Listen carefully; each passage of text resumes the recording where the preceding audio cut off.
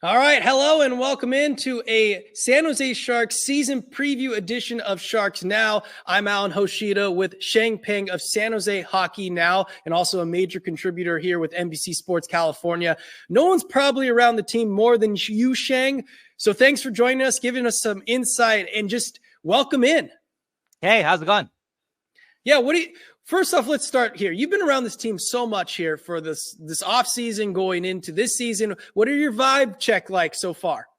The vibe checks are great. Everybody's undefeated now. Everybody is happy. Everyone's looking forward to second season of Macklin Celebrini, second season of Will Smith, third season William Eklund, and so on. And so Vibes are good right now. Hopefully it starts off strong in October. But before we get to this season, we got to get to how we got here. And how we got here was another tough season in 2024, 2025. You look at it right there. We're putting up some stats. It's a last across the board for the second straight year. But the product, it looked better, right? It looked like they were turning corners. They were making progress. They were in games in the third period. But in the end, there's still only 20 wins, and they had some major flaws. Yeah, and so that's what they hope to address this past summer with some of their additions. But like you mentioned, a lot of third period losses, so much closer. They did cut the goal differential by about 50 goals, which was a big difference. and you can see it on the ice. Yeah, and it was noticeable that it looked a little bit better, and they wanted to get to where they needed to stay more competitive. Ultimately, I think if you go back to October, losing 9 straight, that's going to doom you, and they just can't get off to that start. But the silver lining, right? They get the last best odds here for the first overall. They don't get it. They don't get Matthew Schaefer, but they get Michael Misa, another running horse. Here's their complete draft class. It's Misa, it's Ravensbergen, who is the top goalie ever drafted by the San Jose Sharks, Hao-Shi Wang, the highest drafted Chinese-born player, Cole McKinney, who's going to be a piece down the middle. So they got pieces for coming in last.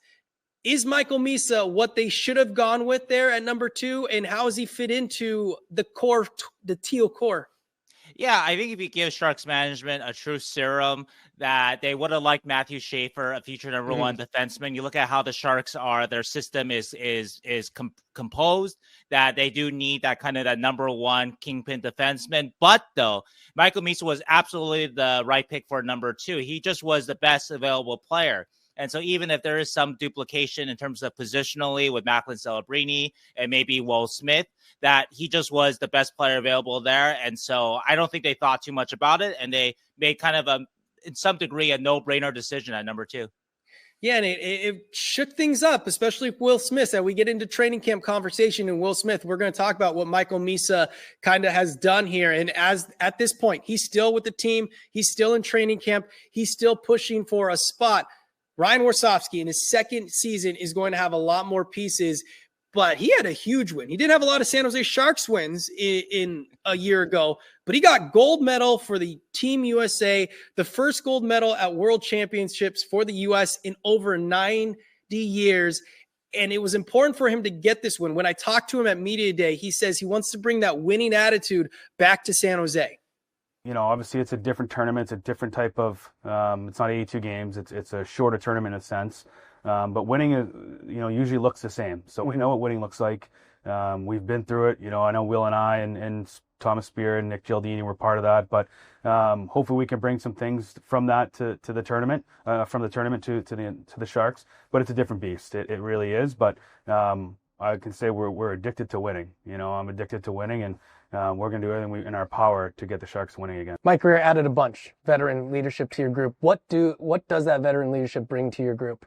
Yeah, I think we bring in guys that have won, have gone on long runs in the Orlovs and the Klingbergs and the Lettys that have been around the National Hockey League for a long time and know what winning looks like. And you look back at our season, I think it was 13 games that we had the lead going into the third period and we lost, whether that's regulation or overtime. It's a lot of hockey games that we've lost, with a lead. So we think bringing those guys in will help us, obviously win some more hockey games, but also help our youth, help our young guys continue to develop, continue to become pros. Obviously we have some added some more young guys into the pipeline here. So you need veterans around these players to make them understand and help them understand what it takes to play in this league. It's not easy. It's extremely hard.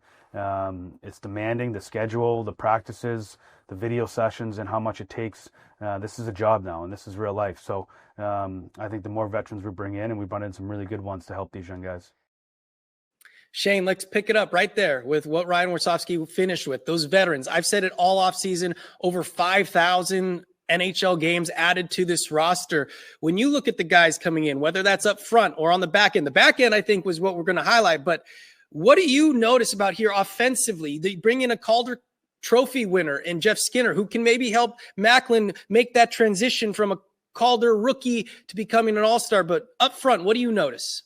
Yeah, well, and you mentioned Skinner. Let's start with him up front. That this is a guy that isn't that far removed from a 30-goal seasons. He's a 6-time 30-goal scorer, very accomplished scorer, and so maybe he can have a Tyler Toffoli-like impact on the Sharks. Guy like Ryan Reaves. Granted, Ryan Reaves isn't necessarily scoring the goals like a Jeff Skinner can, but he adds an element that the Sharks haven't had in a long time. Just somebody fearsome, somebody that can really make people think about going after a guy like a Eklund Celebrini.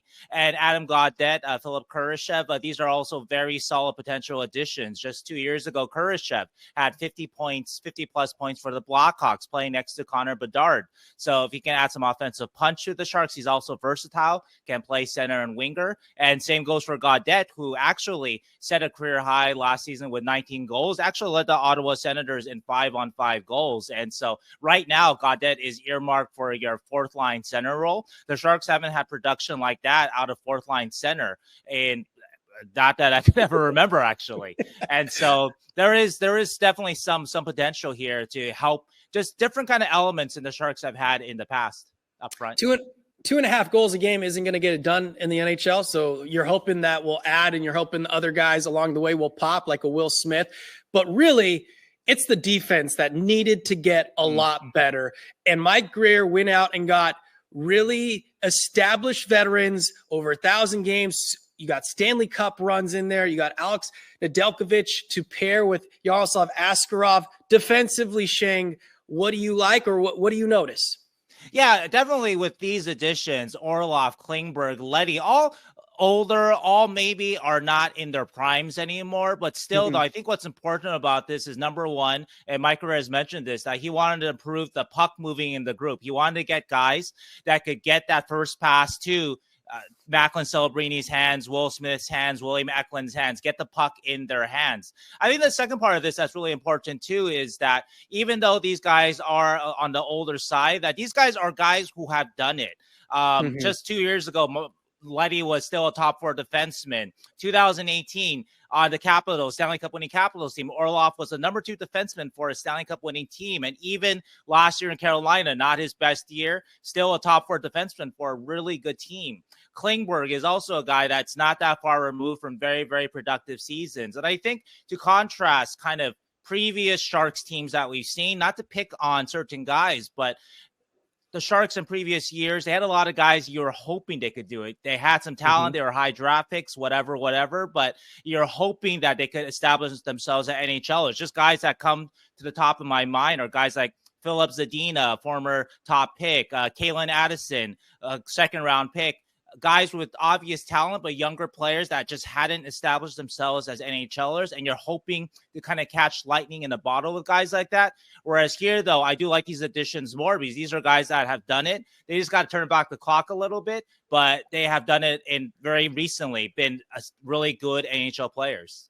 In preseason, Orlov scored a goal. Klingberg scored a goal. Also kind of got banged up in that game. Hopefully he's working his way back to that opening night roster. But they've looked pretty good with the puck, and that's something you notice in preseason at least. They take that moment to make the right play, and they're not rushing. And then so I think as you pair them with the Shakir Mukhamadullins or the Luca Canyones or the Sam Dickinson, that's got to be big for them, that they can lean on these veterans as they learn what it takes to be a quality defenseman in this league. Yeah, that's definitely the difference between the younger players I mentioned earlier, the younger, hopeful players that the Sharks had before, that they hadn't gotten used to NHL pace, whereas you have all these guys that are way used to NHL pace, and that makes everybody's life around them easier and more comfortable out there. The other guy you mentioned earlier is Ryan Reaves, and it's an interesting case. He comes in obviously towards the back nine, maybe the back four holes of his career, just trying to get to that 1,000 games. He told us that at Media Day. But it's interesting. The Sharks must think pretty highly of him as a character person, as leadership, because in the dressing room right now, he is right next to Macklin Celebrini, who's also on the other side, Tyler Toffoli. So you have Ryan Reaves, Tyler Toffoli, Macklin Celebrini. So with that being said, Ryan Reaves is coming in here for a reason, and he thinks, just like he joined a team a while ago with the Vegas Golden Knights, that maybe this team, if they can bond, has a chance to do something special. I mean, it's always been winning a Stanley Cup. You know, I know everybody says this team's in a rebuild and, you know, it's a little early, but, you know, I played on a team in Vegas my first year that was made up of guys who other teams just didn't want and got rid of, and we went to Stanley Cup finals. And I think I've seen over my career that, you know, anything is possible with a team that bonds well, that's willing to go to war for each other on the ice. So, you know, the young talent here is there. Obviously, some really good additions, you know, especially on the back end. So, you know, I'm excited to see what this team can do. You know, you've been around a lot of great players in your career. Macklin Celebrini hopefully is the next great player you're around. Can coming in and playing with a 19-year-old kid that's able to do what he's able to do kind of rejuvenate you a little bit and make sure that you're bringing all you can offer? Yeah, I mean, watching him just in these skates right now, he's going to be a generational talent. You know, he already is, but you know, he's going to take steps every year. Obviously, everybody expects him to take another big step this year, and I'm sure he is. He looks really good out there. You know, that type of talent doesn't come along, you know, every year for every team. So. When you got guys like that, you want to build around them quickly, and you want to give yourself a chance, and you know, I think that's what we're doing here. How long has it been to make Teal feel right on you? The second I was traded, it never felt right until then, though, I'll tell you that much. You know, and I thought maybe he might be one to drop the gloves opening night versus the Knights, but Ryan Reaves, he talked about Macklin Celebrini. And this player poll, this anonymous player poll that you're seeing right now, came out the day that we had media day availability with these guys. The next face of the NHL, Macklin Celebrini got 24 votes. Connor Bedard got 3. There was all that hoopla a few years ago. Could Connor Bedard be a Shark? I think the San Jose Sharks are very pleased to have Macklin Celebrini as their face of the franchise. And more importantly, Macklin is happy. He's not always happy, but he was happy to hear that his peers are starting to see what he's capable of. No, it definitely, I think that's the biggest compliment you can get is when the guys that you battle against every night and play against, you've kind of gained a little bit of their respect and recognition. I think that's the biggest compliment you can get as a player. It seems like we're kind of turning over a new era for San Jose, not a lot of old faces from the past. What do you want the sweater to represent in your time here in San Jose? If a guy comes into the dressing room, they put it on, they know exactly what they're getting into. Yeah, I think it's just kind of bringing it back to that level of where it was before with all those legends, and I think the kind of builders of Bay Area hockey and Jumbo and Patty and Pav and all those guys, I think they just they built a good reputation for what the Sharks were, and I think it's our job to kind of bring it back there, and I mean, it's going to take everyone. You know, Sheng, Macklin, as you know, isn't one to really talk about himself. He doesn't like to do it, but he kind of lit up when he saw the amount of respect he's getting from his peers. You know, Sidney Crosby had some really nice things to say about him this offseason. Nathan McKinnon had some really nice things to say about a 19-year-old who has done a lot of good things for the San Jose Sharks, hasn't done a lot of winning, but to earn that respect so young, the league is really taking notice of 71 and Teal. Yeah, and I think a lot of it is not just the production, which is obvious on the ice, but it's also how he works. It's also how attentive he is defensively. He's still unpolished defensively, but everybody can tell, though, that he wants to play a two-way game.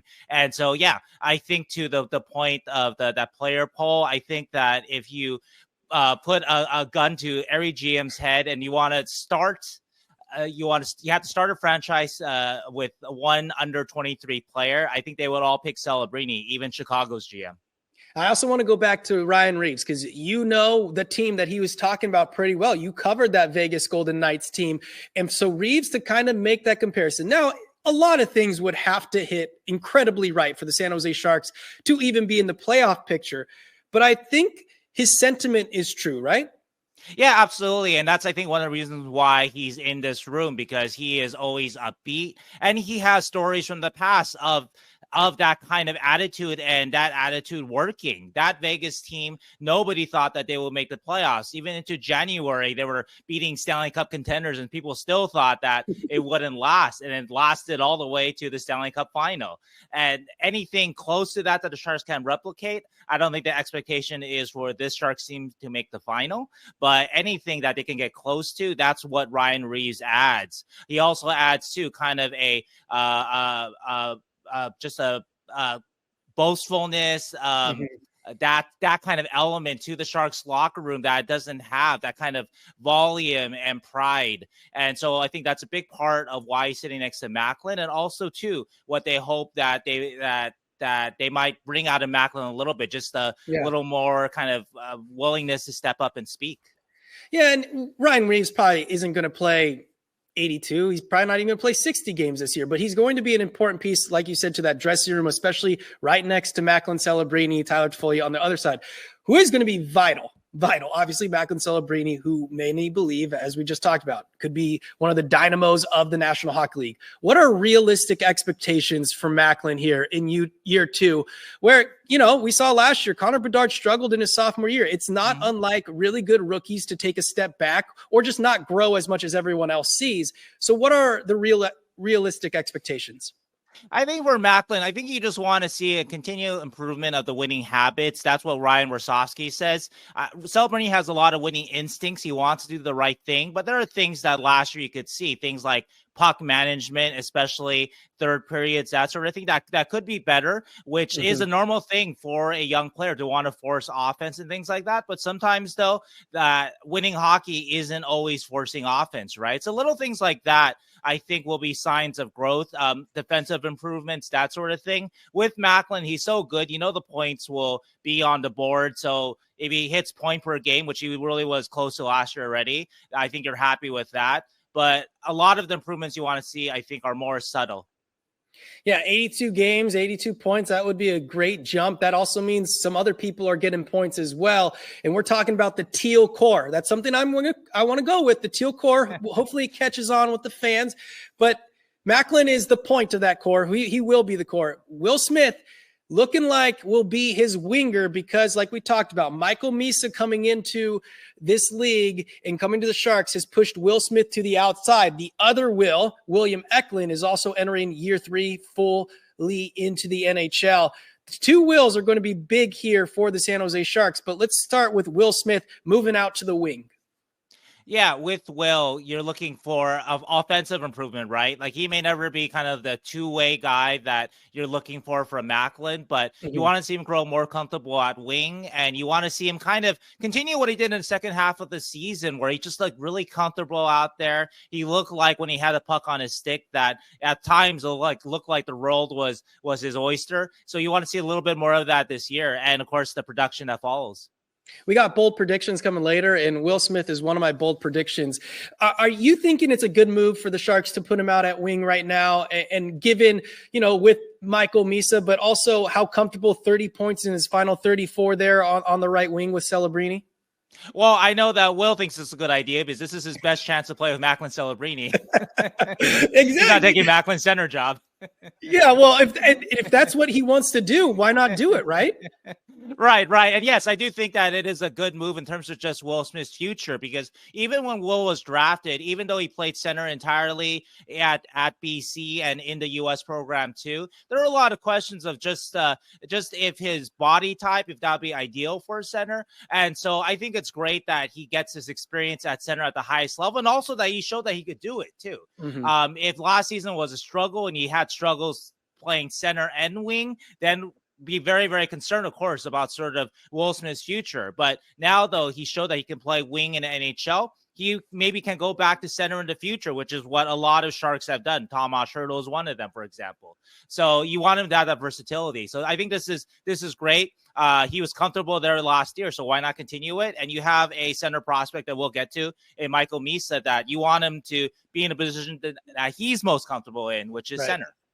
So there's Will, and then there's William. And William Eklund is the first young Shark to earn himself an extension. I think that's also a big talking point here, is that someone needed to be extended. Someone needed to show that they're going to be here for an extended period. Eklund signs a 3-year, $16.8 million. He told me that he bought a house back home in Sweden. That was his first big purchase with that new money. But William Eklund, he's kind of solidified himself as a top 6 winger in this league. And each year it's been a career year. So that has been good to see from his development standpoint. Yeah, and so for him, it's just another year of growth, right? And he is also a guy that really hates losing, and he's seen a lot of losing with the Sharks. Mm-hmm. And so for him, his, I think, individual goals are, he has to be better defensively. They've been using him a little bit on the PK. Can he solidify himself as a two-way player? And no, he wants to win really badly. And so I think he's the guy that is starting to see, of course, what he's got to do, what the team's got to do to kind of turn it around. And so, yeah, expecting big things from William this year. You think it's kind of nice also for him is that, Macklin and Will, those two are going to take up so much air and take up so much of what the Sharks are going to be, that he can almost fly under the radar and just have career years. Yeah, no, I think it's definitely helpful. I mean, I think even for Will Smith, that Macklin took so much attention last year that even Will, when he struggled a little bit in October and on, that it was a little under the radar, in part because you have the number 1 pick on the team too. So I think that's really helpful, and that's going to help Michael Misa, Sam Dickinson too. Yeah, definitely. I think that's going to be huge for them when we get to them. But the biggest turning point for this team is in net. Yaroslav Askarov, if he is the player that Mike Grier went out and traded from the Nashville Predators to get, then the Sharks are going to be in a good spot. If he falters and isn't developed where they need him to be at this point, that's going to be the whole season right there with Yaroslav Askarov. I think he is the biggest question mark as we enter the season. And it's a good question mark, but it is the biggest one. Absolutely. And we know that he has the talent to be that's what everyone says, that he has the talent to be a elite starter in this league. But as we know with goaltending, it's so much what's going on between the ears, a mental thing that we can't answer. Only Yaroslav can answer for us this season. But if he can answer that, and he can answer the bell there, then the Sharks are going to be set in net for a long time. What do you think he needs to show as a number 1 netminder in the NHL? Also given, some multiple injuries last year. Yeah. Well, first you have to prove his health. Also too, he ought to show that he can kind of, play that 50 games and whatnot that is expected of a starter. And he's going to have ups and downs for sure, especially as a rookie, especially on a Sharks team that is not necessarily the deepest team in the league. So he'll have to deal with that. He'll deal with sometimes where he is going to be the last line of defense, and not, if he has a bad game or two, he's not getting the help from his team or his defense, not let that snowball into a slump. So things like that starting goalies around the league have to deal with. That kind of day-to-day kind of grind at the best league in the world. And so maybe not put too much pressure on himself to kind of pull the Sharks out of the cellar and things like that. He will have to learn. So I think a successful season for him is if he can play that 50-plus games, not necessarily have to win the Calder, which he is eligible to do this year, but just have a solid season and just continue to kind of be used to that load and give us a lot more good hockey than bad hockey. Selfishly, post-game interviews are great. Any interview with Yaroslav Askarov is great, so let's keep that coming. Also, he plays the puck, and it's pretty crazy. I know Dmitry Orlov has already told him, I get paid to play the puck behind the goalie line. You stay out there, my friend. But that'll be interesting to see. Some Russian they could speak. Hopefully that'll help all that communication as well. So let's get to training camp here. Everyone wanted to know as we entered here, what were the new 2 teenagers this year going to do? Michael Misa, Sam Dickinson, they're both in camp. And by all accounts, they are going to break with the San Jose Sharks, at least for the 9-game trial. What have you seen from the 2 teenagers this time around? Yeah, we have to remember with Misa and Dickinson that if they don't stay with the Sharks, they had to go right back to the CHL, where a league that they dominated, OHL league where they dominated last year. And so maybe there's not a lot for them to learn this coming season there. So anyway, what I've seen from camp from both of them, I've seen a lot of for Dickinson, a lot of progress from last year. And Ryan Warsofsky has said that he's wanted Sam Dickinson to learn how to defend at a higher level. He didn't have to do that so much with the London Knights last year. And we've seen a lot of progress in that area. And he has all the tool sets to defend. He has the strength of an NHLer. He skates like an NHLer, but he just has to process like an NHLer. And so that's all work in progress. But definitely I've seen a much more mature Sam Dickinson than last year. With Michael Misa, a lot of it is pace. A lot of it, too, is, remember, he's 18, and so he's not the strongest guy. He's not the fastest guy, but it looks like he has enough strength to survive, enough speed to survive. So then he'll just have to learn to make better puck decisions and that sort of thing at the highest level. And so far, we've seen it in scrimmages, in exhibition games from him. But, of course, the big test is coming.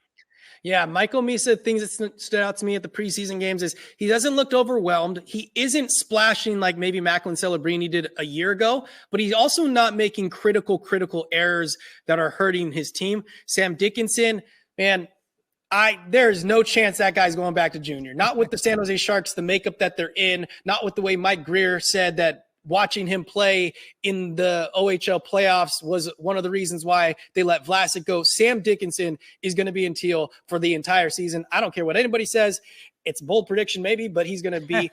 The other thing you're watching for, though, at training camp is another prospect. The layers of prospects for the San Jose Sharks. It's getting deep. It's so deep. Quentin Musty is still sticking around like he did a year ago. And this time, though, it looks more real, right?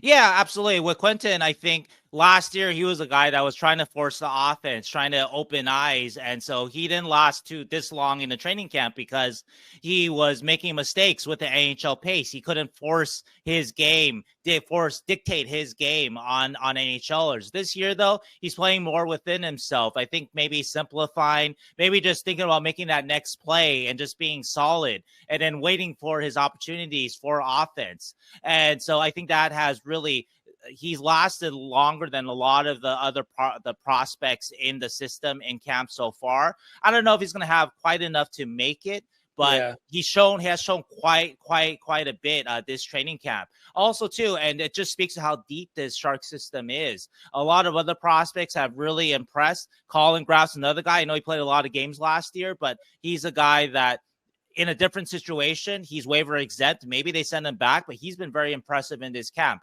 Luca Cagnoni is another guy that I don't know there'll be space for him, but the last game in Anaheim, especially the second half of that game, he was making some plays. And so really a lot going on positive for the Sharks and their prospects in this camp.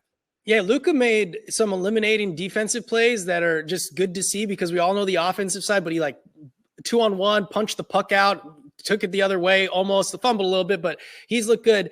You're talking about the layers. It keeps on going. It's going to be interesting. This cut down day is maybe the first interesting cut down day for the San Jose Sharks in 4 or 5 years. So that's something to keep an eye on. The last thing you have for the takeaways for this camp is the captaincy. We all know Logan Couture is no longer playing hockey. He was at practice. I saw you tweet that out a couple days ago. So he's around the team a little bit more. But they don't have a captain. And Sheng, I'm just throwing this out there, no Stanley Cup winner, has not had a captain since 1972. I think you're putting the cart ahead of the horse there a little bit for the Sharks team. But yeah, but I'm just saying, you got to have a captain if you want to win Stanley Cup. But to this point, what do we think on the C? Well, I think based on the things that the Sharks' Mike Greer has said, that one thing that he's seems to be looking for is some term for his captain. And so I don't think you're going to get somebody that I think is totally deserving of the captaincy like Mario Ferraro, except for the fact that he is a free agent. And I don't know what the Sharks' plans are for him. And he's been in a lot of trade rumors, basically every trade deadline the last couple of years. And so if you kind of look at eliminate that part of it out. And you have guys with a little bit of term like Orlov and Gaudet, but I think they're too new to the team. I think William Eklund is too young. I think Macklin Celebrini, who qualifies for a lot of things that you're looking for a captain, but also too young. And the Sharks too have been, I know that there have been young captains in the past, 19, 20-year-old captains, and successful too, like a Crosby. But the Sharks have seemed very conscious of not putting too much on Macklin Celebrini's plate. And I think making him the captain at 19 is putting maybe too much on his plate, not fair to him maybe. And so then if we kind of just look at who's left, I think the choices are in terms of leadership. 73. 73 is one. I think Barclay Goodrow is a dark horse candidate for it too. I think those are your two kind of most likely ones. They've got a little bit of term. They have Stanley Cup winning experience, the both of them. And so I think those are probably your two most likely ones who are left. I think it's got to be Tyler Toffoli. If you're getting that not interim, but the one captain before Macklin Celebrini, it's got to be Tyler Toffoli. He has a couple more years, 3 years, left on his deal. Sure. And he's going to be here. Barclay Goodrow would be a good choice. He's won some cups. He's worn a letter for a long time, but he also doesn't have a ton of term left on his contract. And so I'm pounding the table for Tyler Toffoli because I also think Uncle Toph has a lot of respect in that room and with all the guys. So but I don't know. I don't know if they're going to name a captain. We'll find out. I think it'll be interesting. One of the interesting things to check here in the last week or so before opening night, we've talked about The Athletic, the publishing earlier about they predicted a 73-point season for the San Jose Sharks. That would be quite the jump. I think it's maybe in the realm of possibility, but a lot of things have to go right. Sheng, what do you think of this 73-point prediction from The Athletic and where the Sharks maybe can go? Yeah, I think that's going to be tough to match, to be honest. But, though, if the Sharks do that, though, a couple of elements that you're looking for is Macklin Celebrini obviously takes that jump. William Eklund, Will Smith takes that jump. Likely it's going to be Askarov. He's got to provide very solid goaltending. Obviously, goaltending can do so much. Askarov has a Dustin Wolf-like season, a Calder Trophy caliber season. The Sharks ceiling kind of goes way up the roof there. But I think those are kind of elements. Also, too, of course, we talked about the defense. If those three defenders that they brought in, that they can really provide that much-needed puck moving / being able to kill some plays there, that's gonna help the Sharks' competitiveness too. So it's not an unrealistic one, of course, jumping up that high, but it's going to be tough though, obviously, from where the Sharks are coming from. I think if you get in the 60 range, 60 to 70, I think that's something that you want to 30 wins. I think that shows some real progress of where they're going. And hey, if things hit, then things hit. And then you just ride this thing out and see how quickly you can turn it around. That's what any franchise wants it to be sped up. They want it to be sped up, but the guys have to go out there and do it. So now we've got to the bold prediction stage. We're winding this thing down. Sheng Peng, give me a bold prediction for this season, and I will then give you one. I think that the Sharks will clear 70 points. So I'm going to be optimistic for once. And the Sharks, they are not a last place team. They aren't the worst team in the Pacific or the NHL. But they win the lottery too, though. And so everything works out for them. They're not the worst team in the league, and they win the lottery. Man, can you imagine not being the worst team in the league, getting the lottery, getting Gavin McKenna and adding it? They might even be at the point where they're like, actually, we'll just trade the first overall pick for a horse load and see what we could do.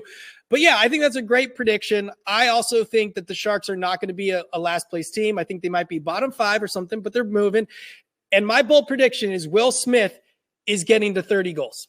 Ooh, okay. I like that. If he's with Macklin Celebrini all year and Macklin's getting to 85 points, we're thinking if they're going to score 73 points this season, someone's got to score the goals, and Will Smith is a good candidate for it. Don't you think? Yes. Yep, absolutely. Absolutely. Yeah, he was close to 20 last year, so why not? Exactly. All right. Well, that's our optimism. October 9th, San Jose Sharks 2025-2026 season begins against a rival of old, Vegas Golden Knights. Maybe one day it will be a rivalry renewed, but right now, when you just get things handed to you on a nightly basis against the Knights, they're not really rival, but that could change. October 9th, new season, new teal optimism. Sheng, thanks so much for joining us. We'll have you around all season long. Make sure you read him, NBCSportsCalifornia.com or San Jose Hockey Now. Sheng, thanks a lot. Thank you.